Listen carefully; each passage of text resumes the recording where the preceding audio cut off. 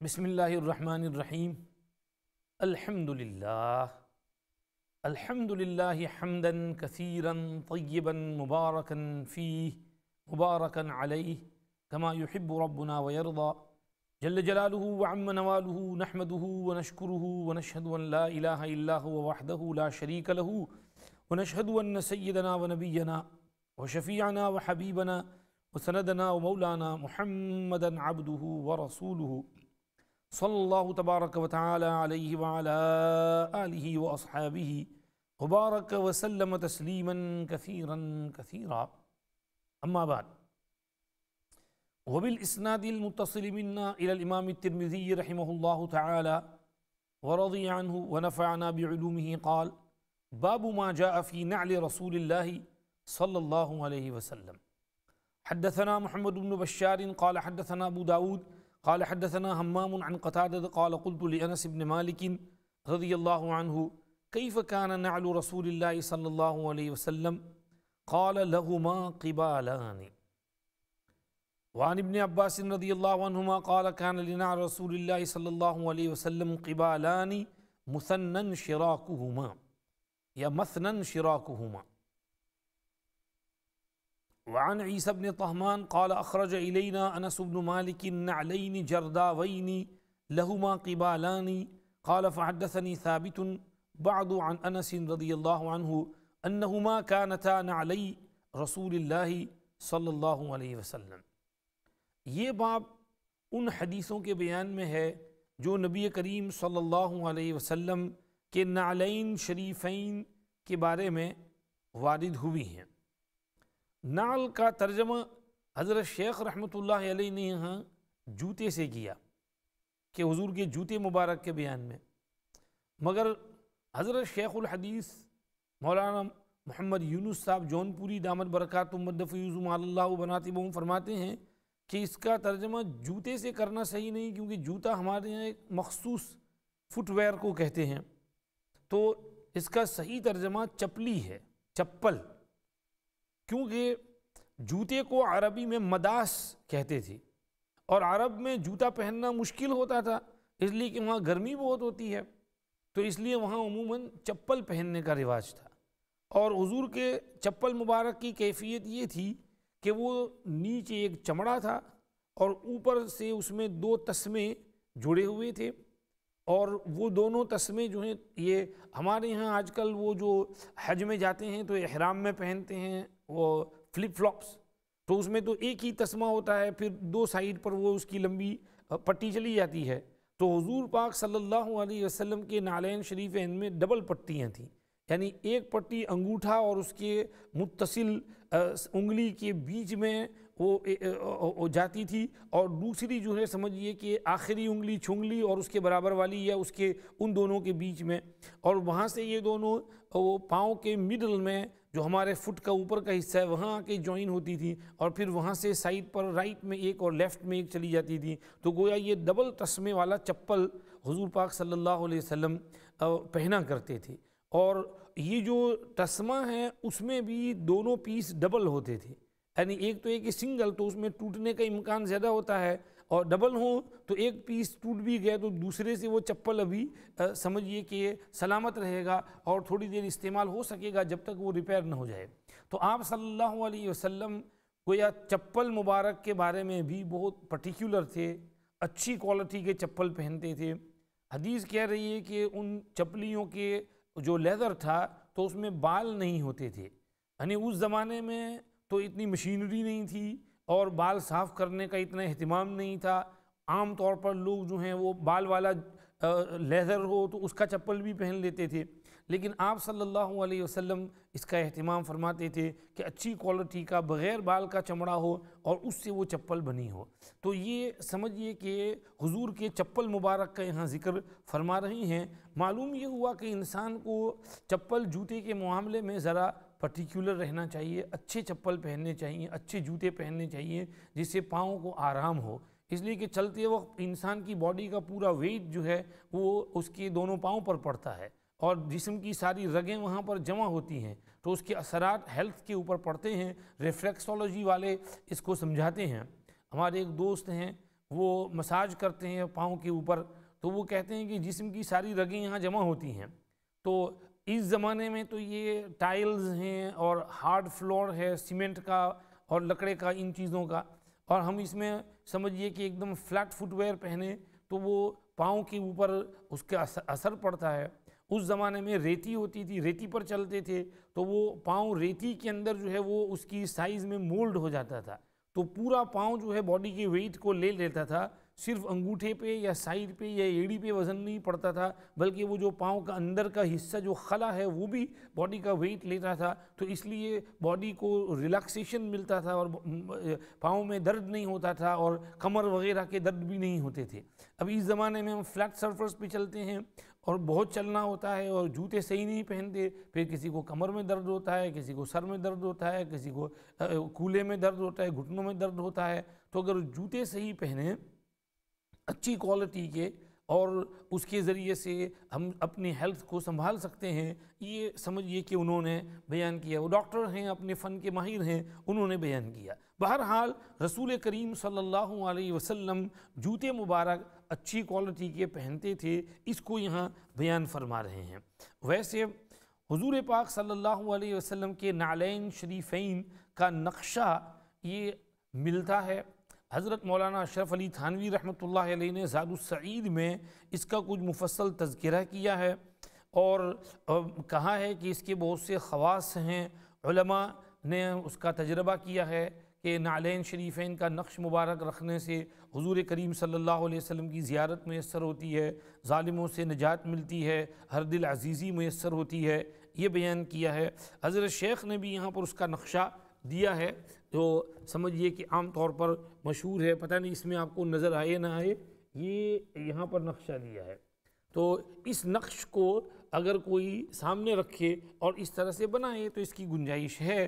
بہرحال نعلین شریفین کا تذکرہ یہاں ہے. پہلی حدیث سیدنا انس بن مالک رضی اللہ عنہ کی ہے کہ انہوں نے فرمایا حضور اکرم، ان سے کسی نے پوچھا کہ آپ صلی اللہ علیہ وسلم کے نعل شریف کیسے تھے؟ تو حضرت انس نے جواب دیا کہ ہر ایک جوتے میں، ہر ایک نعل میں، یہ چپلی مبارک میں دو دو تسمے تھے.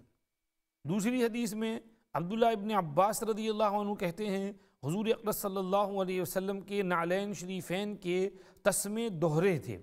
وہی جو میں نے کہا کہ وہ دو تسمے اور ہر ایک میں ڈبل چمڑا اور دو دو پٹیاں تاکہ وہ مضبوط رہے. حضرت شیخ رحمۃ اللہ علیہ یہاں پر ایسے ہی سند پر کلام کرتے ہوئے کہتے ہیں کہ اس روایت کے ایک راوی ہیں عن سفیان عن خالد الحذاء عن عبداللہ ابن الحارث عن ابن عباس. یہ خالد الحذاء کے معنی خالد موچی، یہ خود موچی نہیں تھے لیکن ان کی بیٹھک موچیوں کے ساتھ تھی تو ان کا نام بھی پڑ گیا خالد موچی. اس سے یہ معلوم ہوا کہ انسان کی نشست و برخاست، اٹھک بیٹھک جن لوگوں کے ساتھ ہوتی ہے تو اس کے اثرات ظاہراً و باطناً اس پر پڑتے ہیں اور نام بھی اس کا لگ جاتا ہے. تو یہ حالانکہ موچی نہیں تھے لیکن ان کے ساتھ یہ نام چپک گیا تھا. بہرحال یہ ایک نکتے کے طور پر حضرت شیخ نے بات فرمائی ہے. آگے تیسری حدیث میں حضرت عیسیٰ ابن طہمان کہتے ہیں کہ حضرت انس ابن مالک رضی اللہ عنہ نے ہمارے سامنے دو چپل نکال کر دکھائے، ان پر بال نہیں تھے. اس کے بعد ثابت بنانی نے مجھ سے کہا کہ حضرت انس رضی اللہ عنہ نے فرمایا تھا کہ یہ دونوں آپ صلی اللہ علیہ وسلم کے نعلین شریفین تھے. ثابت بنانی یہ حضرت انس ابن مالک رضی اللہ عنہ کے خاص شاگرد تھے اور مدتوں کئی 20 برس سے اوپر ان کے ساتھ ہی رہے اور حضرت انس رضی اللہ عنہ کو ان سے بہت دل لگ گیا تھا اور انہوں نے بعض چیزیں ان کو تبرک کے طور پر مرحمت بھی فرمائی تھیں اور کچھ خاص وصیت نصیحت بھی کی تھی.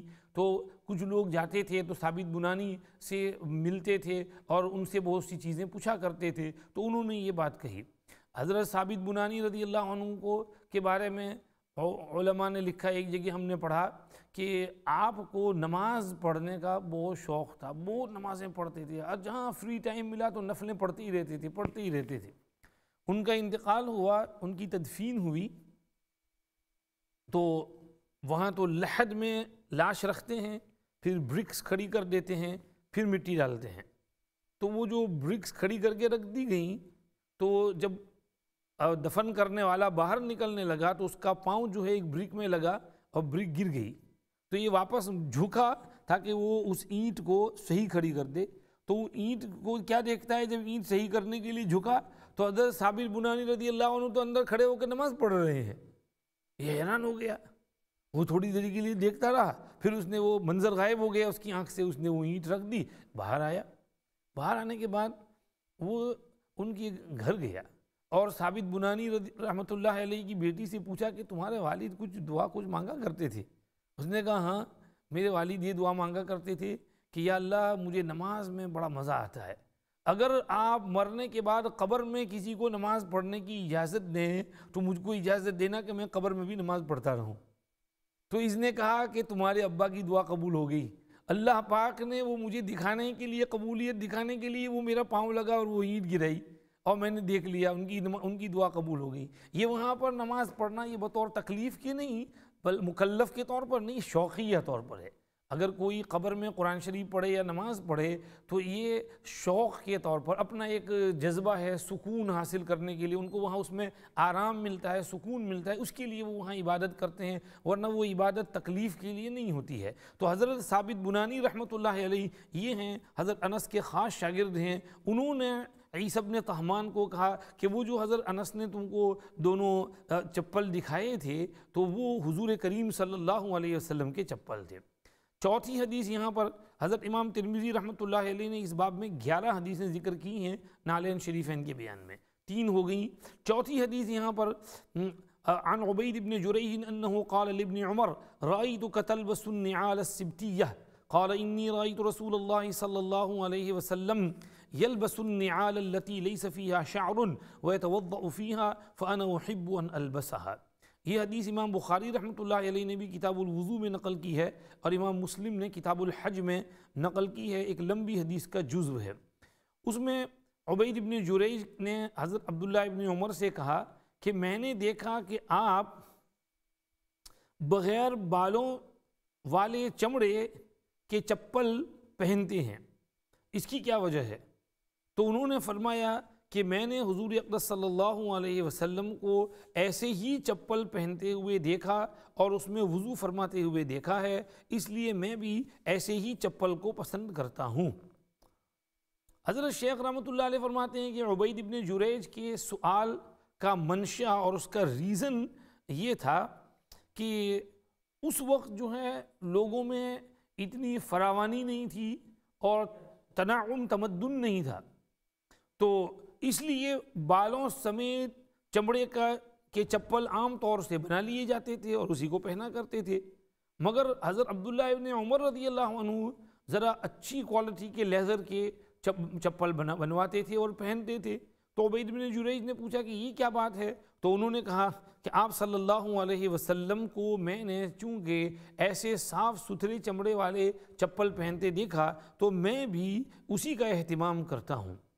دوسری بات یہاں پر یہ ہے وَيَتَوَضَّأُ فِيهَا، اس میں وضو بھی کر لیا کرتے تھے۔ وضو کرنے کے کیا معنی ہیں؟ حضرت امام نووی رحمۃ اللہ علیہ کہتے ہیں وضو کرنے کے معنی یہ ہیں کہ وضو کے بعد پاؤں دھو کر کے وہ اس چپل کے اندر وہ گیلا پاؤں ہی رکھ لیا کرتے تھے، پاؤں سکھانے کی فکر نہ کرتے تھے، کیونکہ چپل تو ویسے بھی کھلا ہوتا ہے اور گرم ملکوں میں تو اس میں پاؤں فوراً سوکھ جاتا ہے تو سکھانے کی ضرورت نہیں۔ ہاں ہمارے ملکوں میں تو شوز ہوتے ہیں تو اس میں گیلا پاؤں رکھنے سے وہ شوز خراب ہو سکتے ہیں، تو اگر آدمی سکھا کر کے پھر اس میں جوتے میں پاؤں رکھے تو بہتر ہے، یا موزے پہن کر پاؤں رکھے تاکہ جوتے خراب نہ ہوں، تو اس کی سمجھیے کہ ہے۔ وہاں چونکہ چپل تھے تو حضور ویسے ہی پہن لیتے تھے، جیسے ہم حج میں جاتے ہیں تو وضو کرتے ہیں تو پاؤں گیلا پاؤں ہی چپل میں ڈال دیتے ہیں، تو اس میں کوئی پرابلم نہیں ہے۔ دوسرا مطلب علامہ بیجوری رحمۃ اللہ علیہ نے کہا کہ آپ صلی اللہ علیہ وسلم چپل سے پاؤں نکالنے کی فکر نہ کرتے تھے، بلکہ چپل پہنے ہوئے ہی اوپر سے پانی ڈال لیتے تھے اور پاؤں دھو لیتے تھے۔ تو چپل سے پاؤں نکالنا ضروری نہیں ہے وضو کے لیے، اگر نکال لو تو بہتر ہے تاکہ پانی صحیح جگہ پہنچ جائے، لیکن اگر کوئی نہ بھی نکالے اور پانی جو ہے وہ انگلیوں کے بیچ میں اور پاؤں کے اوپر اور نیچے ہر جگہ پہنچ جائے تو اس کی گنجائش ہے۔ حضرت شیخ یونس صاحب دامت برکاتہ مد فیض اللہ مراتبہم کے ساتھ ہم کو رمضان میں رہنے کا موقع ملا، خدمت کا بھی موقع ملا، تو حضرت کو ہم وضو کراتے تھے۔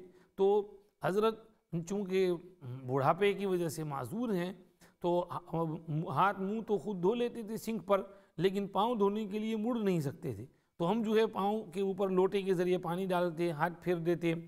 تو میں انگلیوں کا خلال کرنے گیا تو شیخ فرمانے لگے کہ رہنے دو، پانی ایک سیال چیز ہے، وہ انگلیوں کے بیچ میں خود گھس جاتی ہے۔ تو وہ اور چپل بھی پہنے رہے حضرت، اور چپل ہی میں پاؤں دھو دیے حضرت کے، تو اوپر نیچے انگلیوں کے بیچ میں ہر جگہ پانی پہنچ گیا۔ ایک سیال لکوڈ ہے، وہ پہنچ جاتی ہے، تو اس میں پہنچ جائے تو کافی ہے۔ یہ کہا کہ وَيَتَوَضَّأُ فِيهَا، حضرت نے وضو، حضور پاک صلی اللہ علیہ وسلم نے وضو فرمایا اور چپل پہنے ہی رہے، ان کو اتارا نہیں۔ آگے نیکسٹ حدیث، عن ابی ہریرہ رضی اللہ عنہ قال كان لنعر رسول اللہ صلی اللہ علیہ وسلم قبالان۔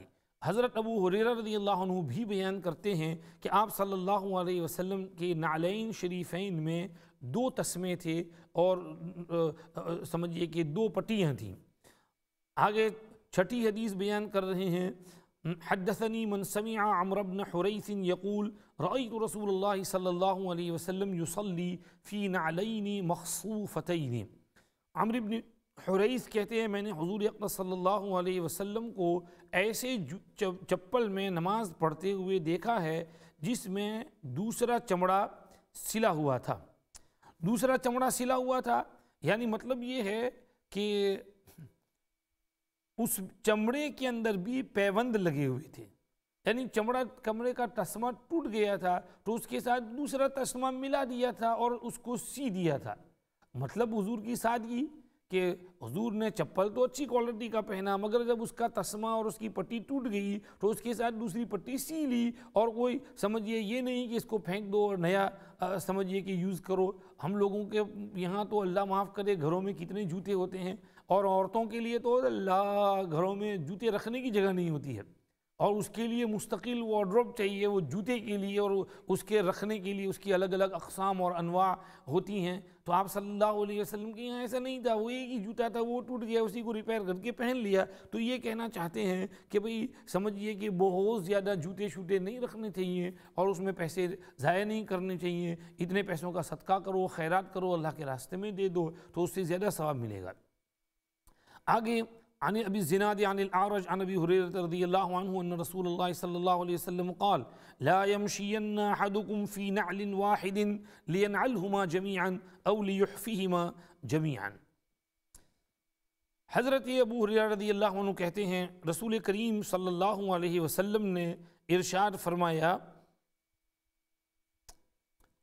کوئی تم میں سے ایک چپل پہن کر نہ چلے، یا تو دونوں پہنے یا دونوں اتار دیں۔ اس حدیث میں یہ چپل جوتے کا ایک ادب بیان کیا گیا۔ وہ ادب یہ کہ اگر کوئی شخص سمجھیے کہ کہیں جا رہا ہو اور چپل کا تسمہ ٹوٹ گیا اس کی پٹی، تو اس کو ایسا نہیں کرنا چاہیے کہ بھئی وہ جو ٹوٹ گیا ہے اس کو ہاتھ میں لے لے اور ایک چپل پہن کر چلتا رہے، کیونکہ نمبر ایک تو اس سے یہ ہوگا کہ دونوں پاؤں کا بیلنس ختم ہو جائے گا، اور نمبر دو یہ ہوگا کہ یہ سمجھیے کہ ایک پاؤں گرم اور دوسرا ٹھنڈا ہوگا، خاص طور پر گرم ملکوں میں یا گرمی کے دنوں میں، تو اس سے ٹیمپریچر باڈی کا جو ہے ٹیمپریچر پہ فرق پڑے گا۔ اس لیے فرمایا کہ ایسا نہ کرے آدمی کے پاس کہ ایک جوتا ہو تو ایک ہی پہن کر چلیے اور سمجھیے دوسرا اتار لے، بلکہ دونوں پہنو یا دونوں اتارو۔ یہ حضور نے ادب بیان کیا۔ اس پر مجھے ایک قصہ یاد آ گیا، شیخ سعدی رحمۃ اللہ علیہ کا، شیخ سعدی شیرازی رحمۃ اللہ علیہ کا یہ قصہ شکر سے متعلق ہے۔ اللہ کی نعمتوں پر شکر کرنا چاہیے۔ حدیث میں ہے کہ اب اپنے سے کمتر لوگوں کو دیکھنا چاہیے دنیا کے معاملے میں، اپنے سے مالداروں کو نہیں دیکھنا چاہیے، اپنے سے غریبوں کو دیکھنا چاہیے، اس سے شکر پیدا ہوگا۔ شیخ سعدی رحمۃ اللہ علیہ ایک دفعہ جمعہ پڑھنے جا رہے تھے گھر سے ریڈی ہو کر بنتھن کر، اب جو ہے راستے میں جاتے جاتے ان کے چپل کا تسمہ اور پٹی ٹوٹ گئی تو وہ چپل بیکار ہو گیا۔ تو انہوں نے نکال لیا۔ اب چونکہ ایک چپل میں چلنا منع ہے تو انہوں نے دوسرا بھی اتار دیا اور ننگے پیر جانے لگے۔ راستے میں اللہ سے شکوہ کرنے لگے، یا اللہ تو نے مجھے کتنا غریب بنایا کہ میرے پاس اتنے پیسے نہیں ہیں کہ دوسرے نئے چپل خرید لوں، اور اتنے بھی پیسے نہیں ہیں کہ اس چپل کو ریپیئر کرا لوں، مجھے ننگے پیر جانا پڑ رہا ہے۔ خیر چلے گئے مسجد میں جا کے پاؤں دھو لیے، نماز پڑھ لی، جمعہ سے فارغ ہوئے۔ فارغ ہو کر باہر نکلے تو وہاں مساجد میں وہ بھکاری لوگ مسجد کے باہر بیٹھ جاتے ہیں لائن لگا کے۔ اب وہاں دیکھا تو وہ بھیک مانگنے والوں میں کوئی لولا ہے، کوئی لنگڑا ہے، کوئی اندھا ہے، کوئی بہرا ہے۔ تو ان کو دیکھ کر شیخ سعدی سر پکڑ کے بیٹھ گیا، بابا یا اللہ مجھے معاف کر دیجئے، میں تو آپ کا کتنا ناشکرہ بندہ ہوں، اس بیچارے کے تو دونوں پاؤں ہی نہیں ہیں، میرے پاس دونوں پاؤں تو ہیں، کم سے کم اس کے تو پاؤں ہی کٹے ہوئے ہیں، یہ تو لنگڑا ہے بیچارہ۔ تو اللہ کا شکر ادا کیا کہ اللہ مجھے معاف کر دیجئے، میں نے ناشکری کی، مجھے شکر ادا کرنا چاہیے تھا۔ ہماری بھی یہی کیفیت ہے، ہم بہت ناشکرے ہیں، اللہ کی نعمتوں کو ہم دیکھتے نہیں ہیں، شکر ادا نہیں کرتے ہیں۔ ہر حال میں اللہ کی نعمت پر اللہ کا شکر ادا کرنا چاہیے۔ بہرحال حضور نے اس حدیث میں یہ ادب بیان کیا ہے۔ کبھی کبھار ایسا ہو جائے ایک آدھ مرتبہ تو اس کی گنجائش ہے، کیونکہ ایک دفعہ حضور کے ساتھ بھی ایسا ہوا تھا۔